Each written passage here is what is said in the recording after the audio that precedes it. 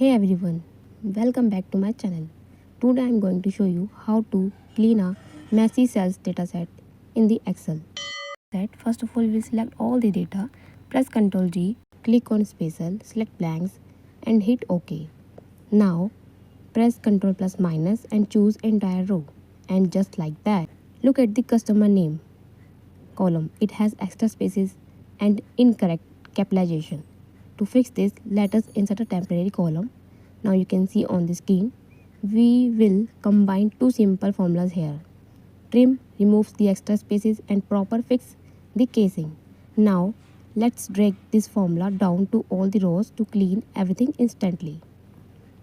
Now if we delete the old column directly, we will get an error. So let's copy the clean names. Right click on the original column and under paste spatial select values. Now we can safely delete our temporary column. Finally, let us fix the remaining column formats. Notice how the alignment changes. This confirms that Excel has successfully updated the data types. Now you can see on the screen, I am fixing the data type of the all columns. At the end, now our messy data is 100% clean.